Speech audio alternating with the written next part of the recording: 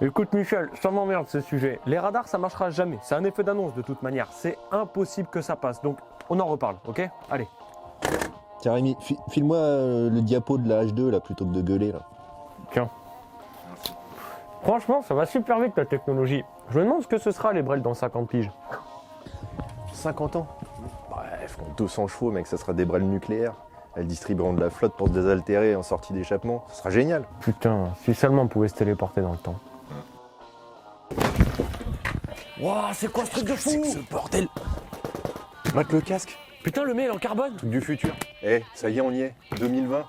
J'ai une clé. J'ai une clé de 200 moto. chevaux, J'ai une les clé de motos moto. nucléaires.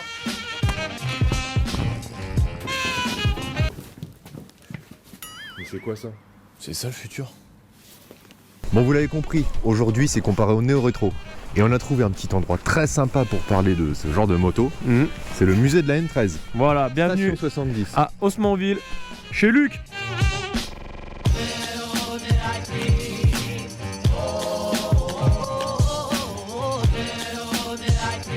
Elles te plaisent nos motos? Eh ben écoute, oui, dans l'ensemble, ouais, c'est pas mal. C'est neuf, c'est récent, mais écoute, non, c'est chouette, c'est chouette. Bon, alors ce qu'on fait, c'est qu'on va aller se mettre à l'abri dans ton musée, qui a un décor, je pense, qui s'y prête bien. On va présenter les motos. Oui. Et après, tu vas nous montrer des choses pas neuves, du coup. Ouais, d'accord, ok. Donc pour la présentation des motos, on va commencer par la nouveauté du lot, la Kawasaki Z650 RS, donc les 3P.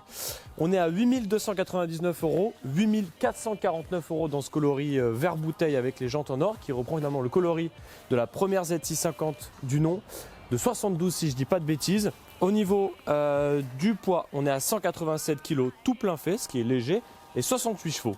Alors la signature de la Z650 RS, c'est un peu comme la Z900 RS. Concrètement, c'est une moto moderne qui reprend des lignes de moto anciennes. La seule différence avec la cousine 900, c'est que là on est sur un bicylindre en ligne alors que la première Z650 c'était un 4 cylindres. Vous connaissez la chanson, les petits détails. Alors, il y a ce petit logo en option à l'ancienne qui est joli. Ils ont fait franchement un effort sur le compteur qui est vraiment esthétique. On a toutes les infos avec un écran LCD au milieu, on a le rapport engagé, on a une jauge à essence. Ça franchement c'est joli. Autre détail, le petit feu emprunté à la Z900 RS, et d'ailleurs ça me rapproche d'un autre détail, c'est la finition de la peinture qui est super jolie avec ce verre bouteille et ce petit liseré. Franchement c'est sympa. Et donc détail d'importance, si tant est qu'on puisse l'appeler un détail, c'est qu'en fait c'est donc une moto moderne comme on vous l'a dit, avec un moteur liquide, avec le gros radiateur, le cadre trétubulaire, le bras aussi en alu banane. Et c'est vrai que passage dur, mais ça trahit quand même un petit peu son pédigré. La moto suivante, la Royal Enfield Interceptor, sortie en 2019, hein, malgré cette allure à l'ancienne. Alors les 3P, 6990 €. Le poids, 217 kg tout plein fait, c'est déjà plus la même. Et la puissance, on est à 47,5 chevaux. Donc elle est naturellement homologuée à 2.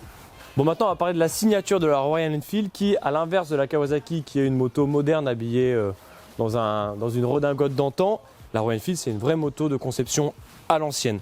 Et la liste des détails va vous le confirmer.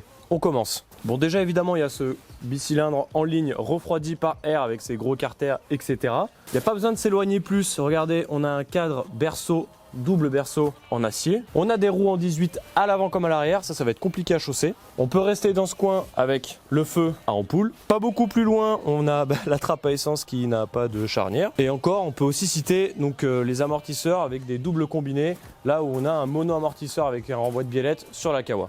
Sans oublier évidemment, on a un seul disque sur la Royal Enfield. Et pour ce qui est des autres détails, donc on a un double compteur quand même assez sommaire. Et on va pas se mentir, une finition pas approximative, mais des fois peut mieux faire. Voilà, je pense notamment à ça, je pense notamment à cette peinture là, je pense au chrome en plastique des Clignot. Bon, c'est pas folichon. Après, c'est pas une moto qui est très chère non plus.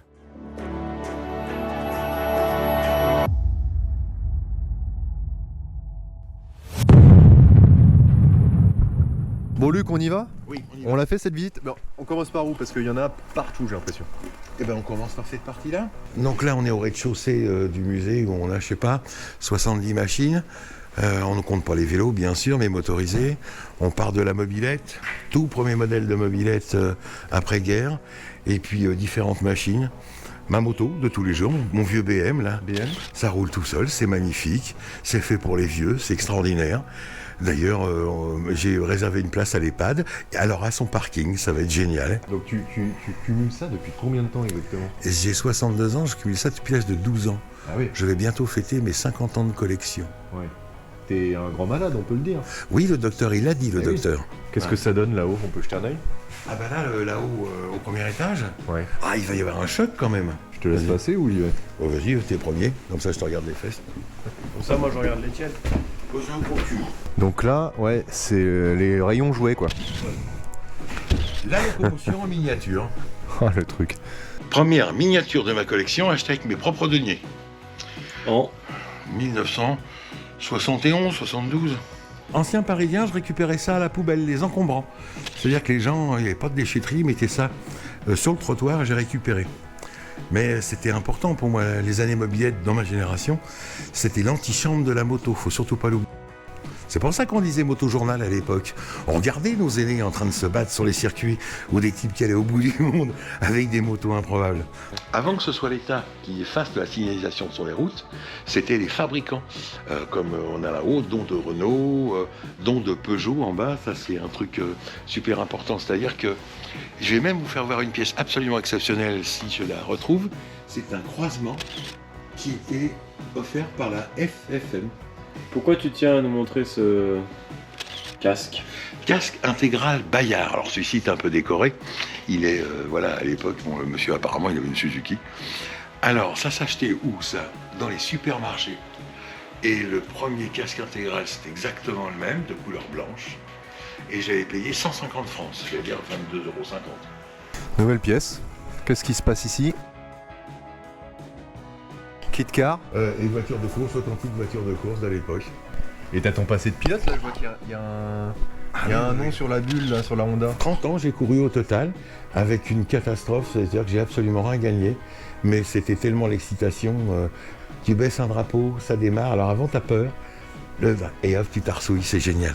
Mais voilà, j'étais vraiment un tocard. Bon alors quand la visite est terminée, a priori, il y a un petit bar. On continue la convivialité en buvant un coup. Bon bah faut venir, hein. C'est quand même une expérience. Ouais. Ouais. Avec le Covid, bon, j'ai pas mangé tous les jours à ma faim, messieurs, dames. Venez. Et là, normalement, je fais un malaise. Attendez, il faut quand même qu'on vous raconte notre super périple. Un Paris-Cherbourg en plein hiver, par les nationales et sous la flotte. Bon Rémi, t'es content là non? Bah c'est une idée de merde. Hein? Madame comme il fait beau. Tu feras gaffe parce que t'as beaucoup de buée sur les lunettes. Ouais, faut reconnaître que la Haute-Normandie et le Cotentin, ce n'est pas toujours le top pour faire de la moto à cette saison. Impression qu'on est parti depuis 4 jours, on a fait 200 bornes. Parfait. Mais bon, au moins, dans le coin, ils ont abandonné la législation des 80 km/h. Heureusement, le lendemain, la météo nous a laissé découvrir la beauté du coin.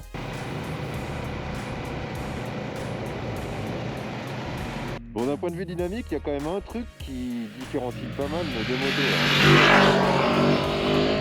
Là. Ouais, ce genre de truc là. Ça, avec l'Enfield, c'est compliqué.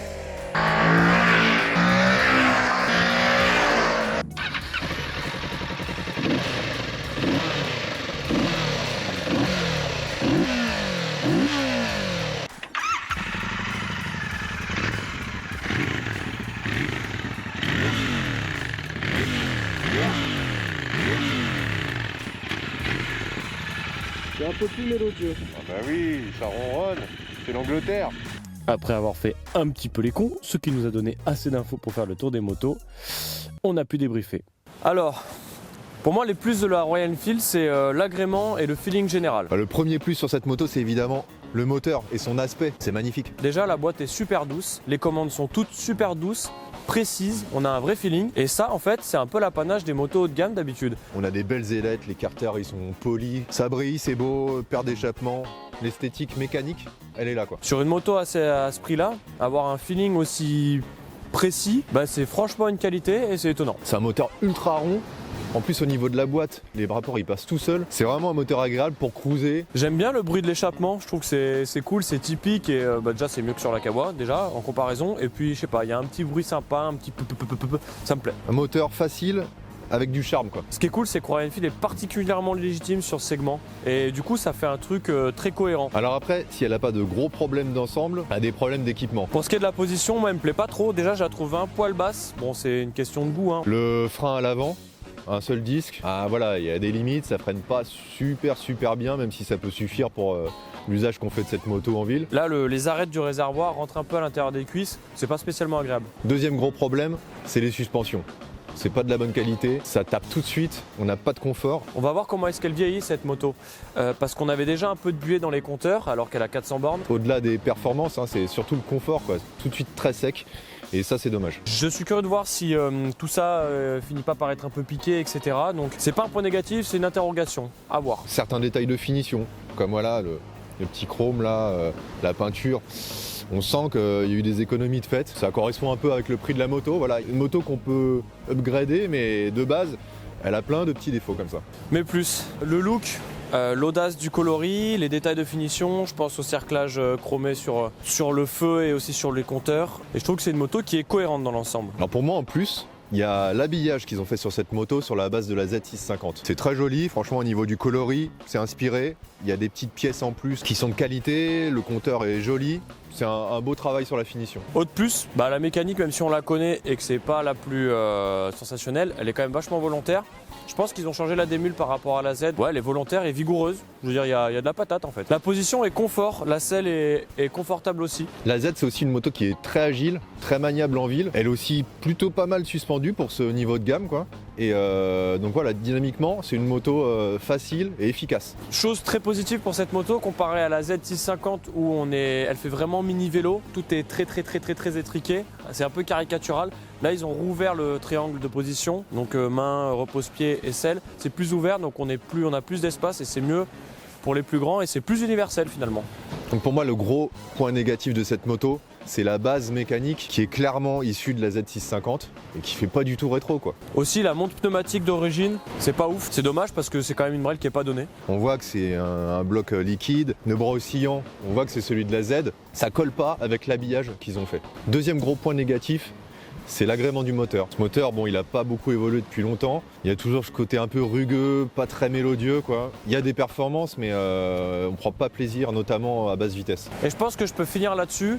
En moins aussi, c'est le tarif. Pour une moto de cet âge-là de conception, c'est un peu trop cher à mon goût. Mon classement, moi je mets la Kawa première parce qu'elle lève en 3. Non, au-delà de ça, évidemment c'est pas l'usage. Je mets la Kawa parce que je la trouve plus jolie et ça c'est important pour ce genre de moto. Et puis je préfère les capacités dynamiques de cette machine. Donc voilà. Alors mon classement à moi c'est la Enfield première. Parce que si on veut se la jouer rétro, c'est tout simplement la plus authentique malgré ses petits défauts d'équipement. Deuxième, la Kawa, ils l'ont très bien maquillée, c'est du beau boulot, mais ça reste du maquillage sur une base trop banale et trop moderne en fait. Donc le mot de la fin de cet essai, on s'est fait 1000 km sur des lignes droites.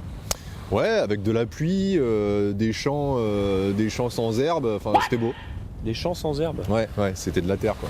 Ah oui, d'accord. Oui, et bon, qu'est-ce que t'en dis? C'est nul, on n'a rien pris. c'est pas grave. On va la refaire. Ouais. Je trouve que c'est quand même, les tarifs sont un poil exagérés à mon goût. Autant pour la Z que pour la Royal Enfield qui a pris 500 balles je crois depuis sa sortie. Là on est à 7000 sur la Royal Enfield. À ce prix-là tu peux avoir des brels quand même autrement plus pointus. Et la Kawa pareil, elle est quand même un poil chère pour ce que c'est je trouve. D'accord, mais après ça reste je trouve des motos relativement accessibles qui te donnent du plaisir sans aller trop vite, en balade tu vois. Pour le quotidien je trouve que c'est des motos qui parlent. Bah voilà, t'as compris. Hein? Et si, bisous à Luc. Bisous Luc. Bisous sur ton Luc, pardon.